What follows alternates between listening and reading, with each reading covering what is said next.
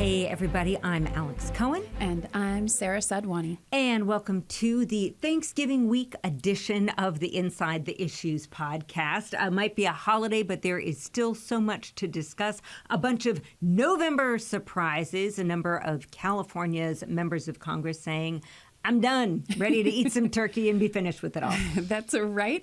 And we're just coming off the heels of the Democratic Convention in Sacramento, where events were shut down due to protests. And another person running for office who also holds a position within the Democratic Party.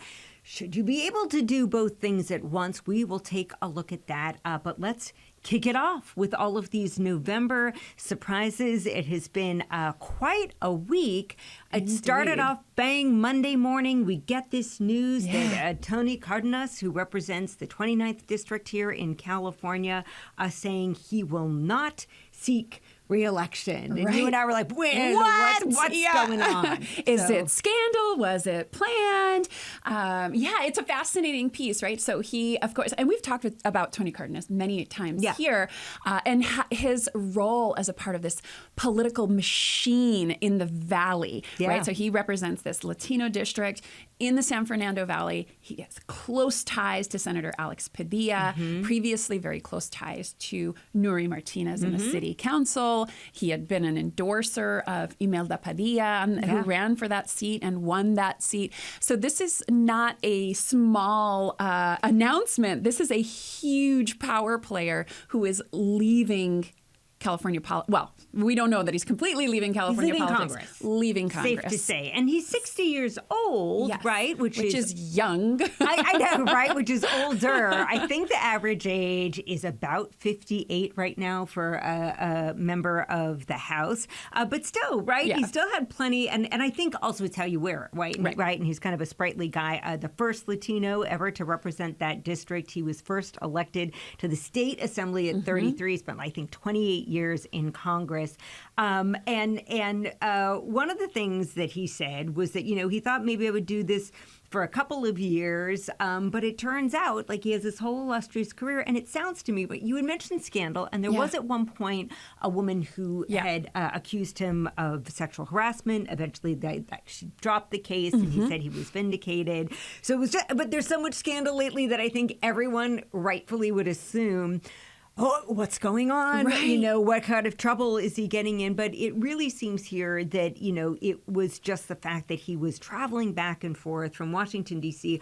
He held a press conference to announce this retirement. He was in front of the school named after his parents in the Valley, and he had his wife there. And so much, he had his a little box of Kleenex there, and so much of this press conference was talking about the love and adoration he had for his wife. And I think some people, it's just you kind of know when you're done, and maybe you do not want to go until your last dying day, a la Senator Dianne Feinstein, working. Maybe you want, and especially right around Thanksgiving, right? It's time to give thanks for your time in Congress. But although, the cynic in me is so curious if in the coming weeks we'll hear news of him taking on some big fat lobbying job or a think tank job.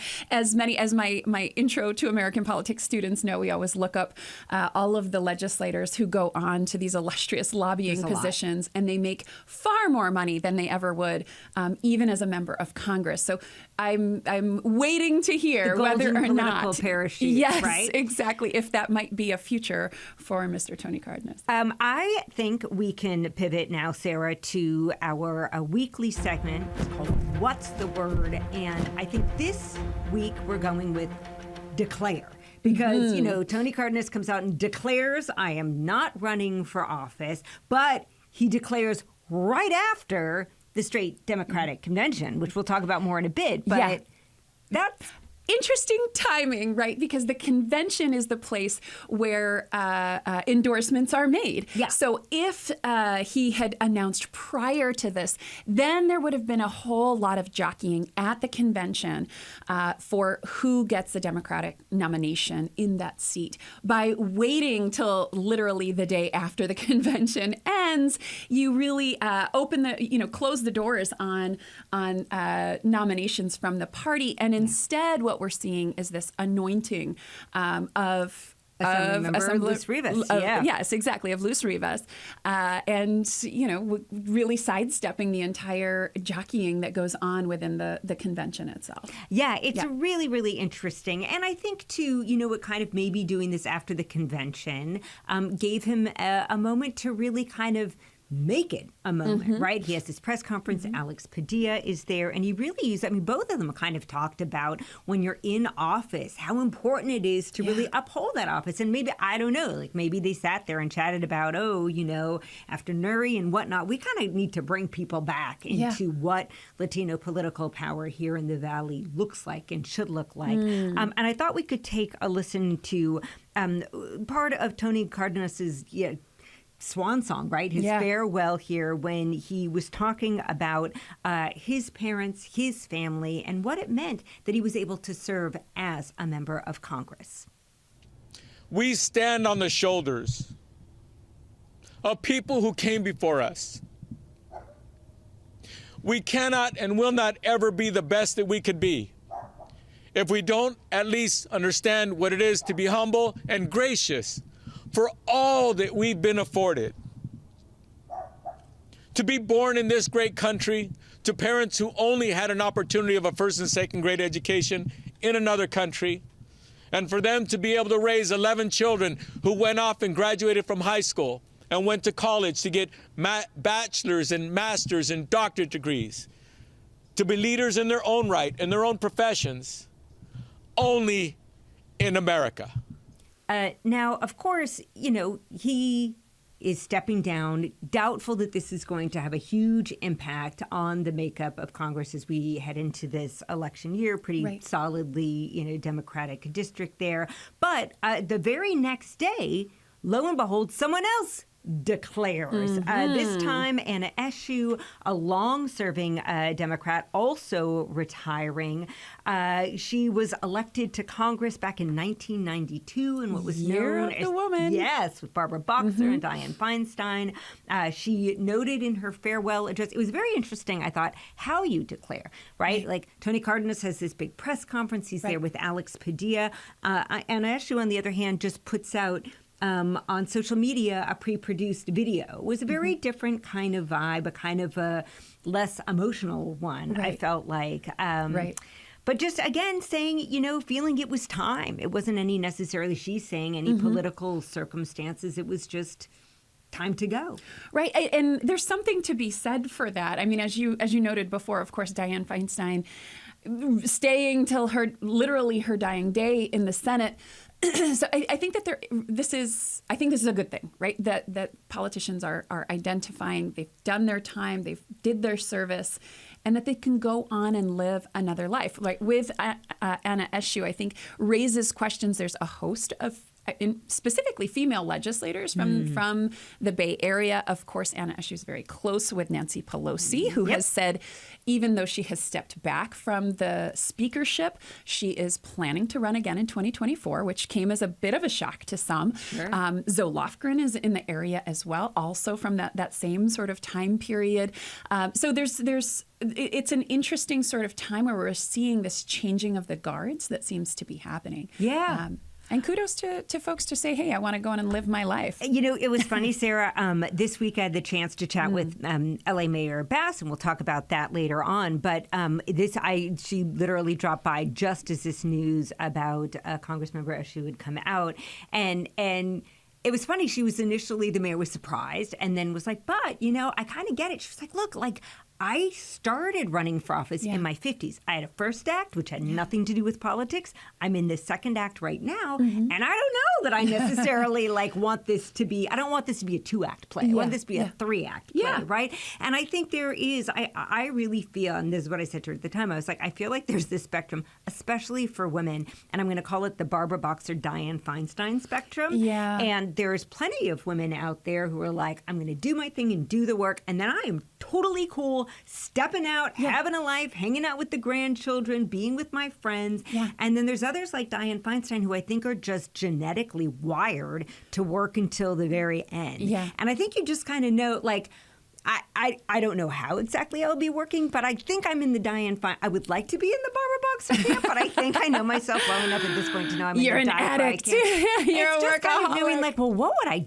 do with myself exactly? I think I'd get really bored and cranky after a while. Speaking of 3-act shows, though, I recently, just this past week, also happening in Sacramento, was the 20-year anniversary of the inauguration of Governor Arnold Schwarzenegger as governor of California. He has a recent book out, Be Useful, in which he talks about his 3 acts, right? That he has had many different kind of trajectories within his life, and really speaking to, like, I don't need to be a politician now, but I still want to be useful. And I thought that was kind of a nice cherry on top to this sort of idea that it's okay to step away from being in elected office, and there's plenty more that you can still have a fulfilled life. Well, and you can pass it along to the next generation of folks. Yes. And, the first, it was a San Jose publication that initially broke the news that she was going to retire. And the candidates that they listed to be rumored for this particular seat, California State Senator Josh Becker, Assemblymember Evan Lowe, and Santa Clara County Supervisor Joe Simidian, also former San Jose Mayor Sam Liccardo, and not all of them, but like Evan Lowe,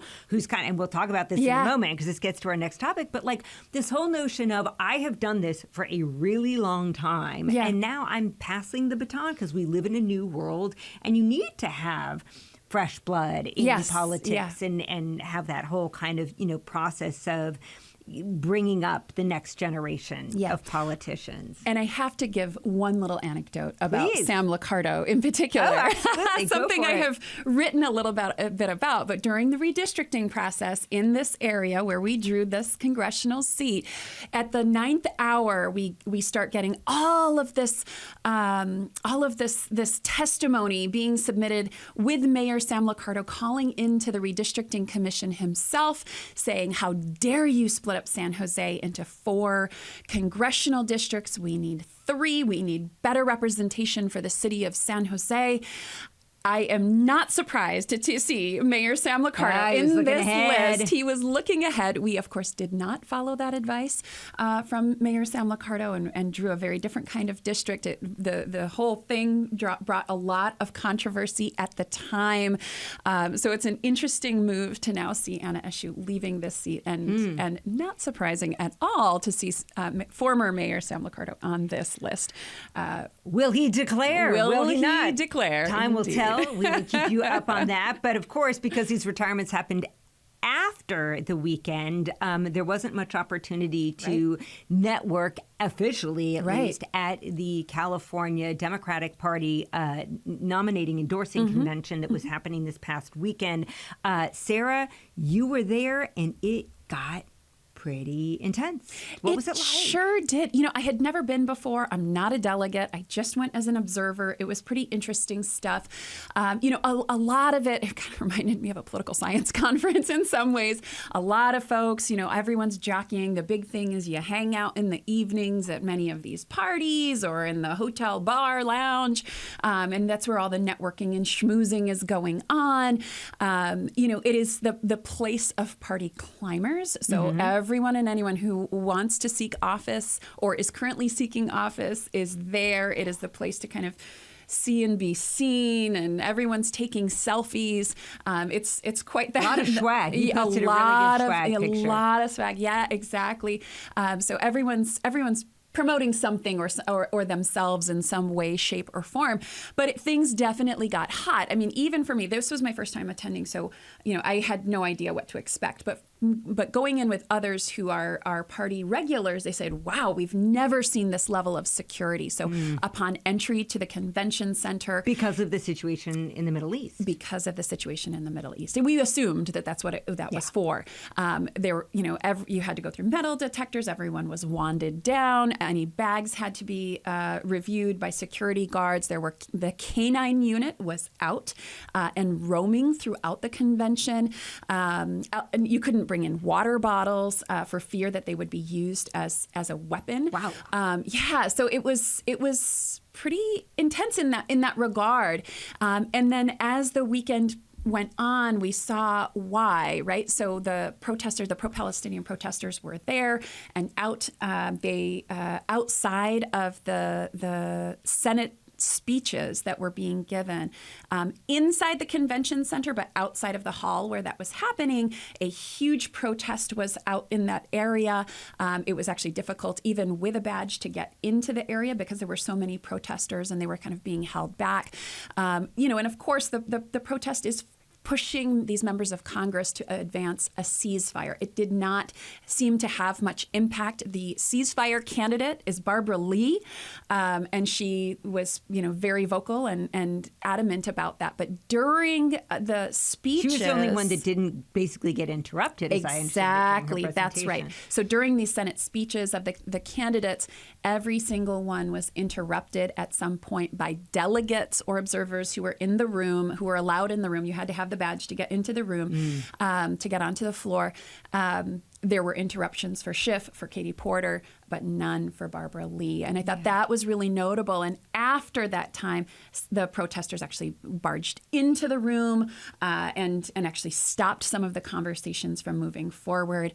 It didn't, I think, an ongoing piece. And then later that evening, so this all continues, the delegates go, they vote online, and as the votes are being tallied, the news gets out. It's not clear exactly what the timeline was, but around the same time as these votes getting tallied, outside of the convention center, protesters again emerge in a large protest. Some reports, Politico and others, estimating around 1,000 people there.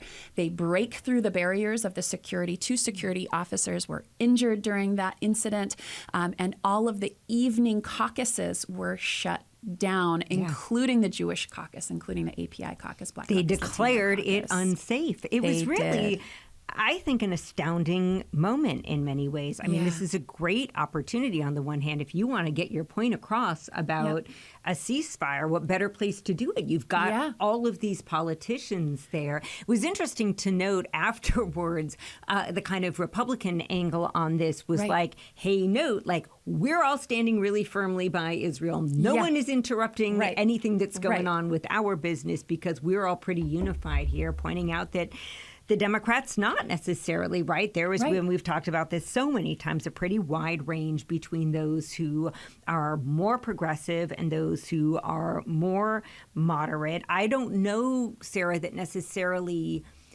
that group of the delegates is necessarily representative, right? If you look at the final count, no one won the official endorsement for that, very crucial Senate race. Barbara Lee getting the most votes, but not enough of a percentage to actually clinch that endorsement. Those are very different numbers than the polls that we've talked about here before, which really show Adam Schiff in the lead with Katie Porter close behind, and sometimes Katie Porter even in the lead, and Barbara Lee really trailing behind the two of them, and even in some polls behind Steve Garvey. Right. And certainly, from the finance perspective, Barbara Lee, is definitely trailing in that perspective, and in terms of her ability to actually get her message out to a broad array of voters. And I think that goes back to what exactly is the Democratic Party. When we're talking about this convention, they bring together thousands of people from around the state who are party activists, but that does not necessarily mean that they are representative of rank and file Democratic voters. And that's going to be one of the key components. No one ended up with this endorsement and needed that to hit that threshold of 60%. And so the message then to voters is nothing, right? That there is no one person who captured this nomination. I think the other piece that I can't help but think about, and I haven't heard anyone else kind of say this, is what does it say when we kind of tacitly allow for protest to break, quote unquote, the rules of protest, right? I've been to many a protest in my time.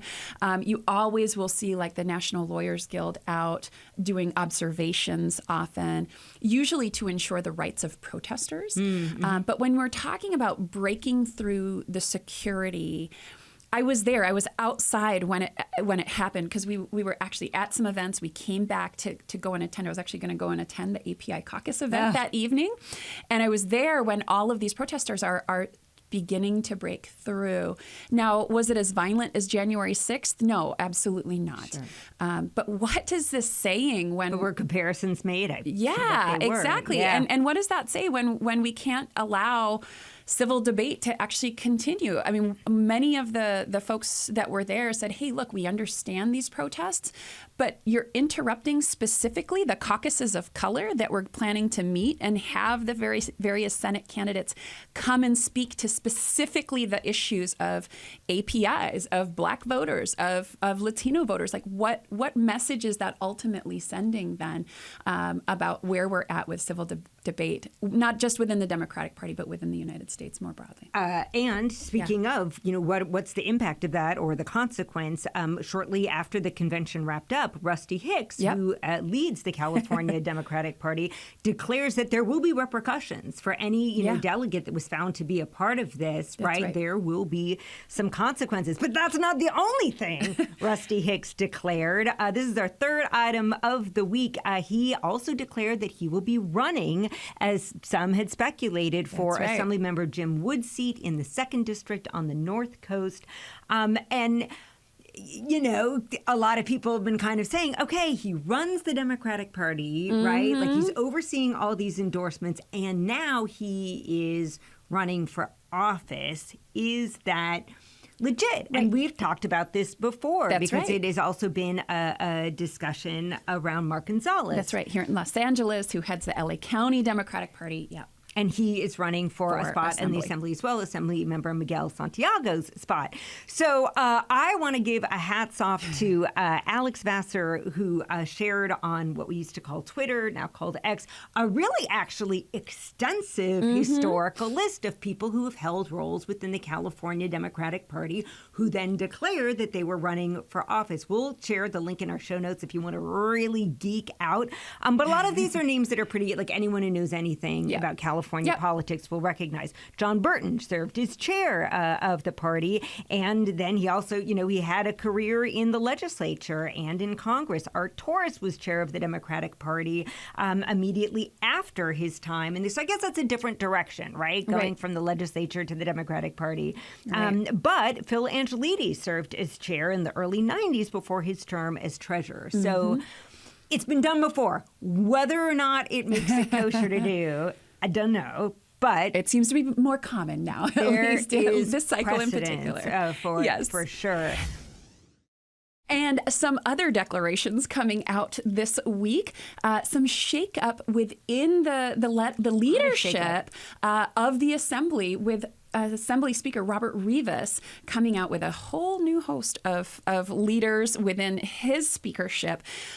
We've seen, in particular, I think the big news was around Isaac Bryan, who was only recently installed as the majority leader for the party in the Assembly, being removed from this position and transferred. Transferred. Okay, a much better way of saying that, perhaps. Yes, he's now going to be serving on the head of the Transportation Committee, which is really important as well.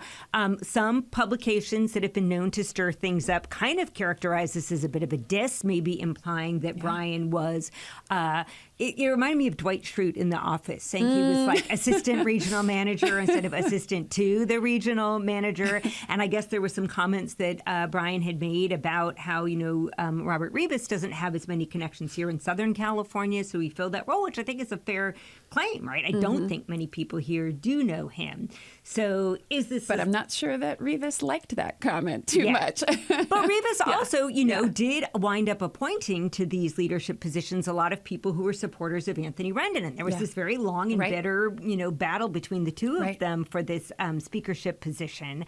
So it's it's an interesting declaration. I also love the fact that all of this comes out right before Thanksgiving. Yeah. So, people are kind of paying attention, but not too much. In the news business, we know when you really don't want something to get too much attention, you're like, release it Friday afternoon at 5 o'clock or right before Thanksgiving when maybe like nothing to see here. Nothing to see here, but a nice time to make these declarations. That's right.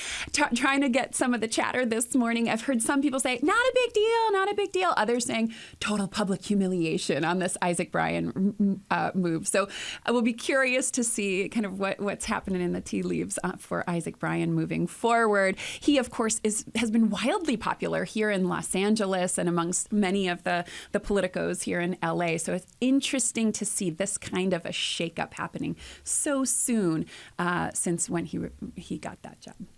And finally, something to give thanks for, at least for me, at least. We talked last week while you were away, Sara, that the closure of the I-10 has just been a personal nightmare for me coming over from the east side, a nightmare for a lot of commuters. And initially, this real worry that it could drag on for months. Mm-hmm. And then we heard 3 to 5 weeks, and then bam, in less than a week, they reopen the I-10. All these billboards you could see throughout the LA region saying, thank you for your patience, Angelina. Right. This took days and not months, and how amazing is that? And it really huge win for Mayor Bass. And for everybody, just, right? Really, like, that press conference, Kamala Harris was there on the 10. Gavin Newsom was there on the 10. Everyone wanted was there. in. Everyone's like, this is good news. We never get this. Let's take this for all it's worth.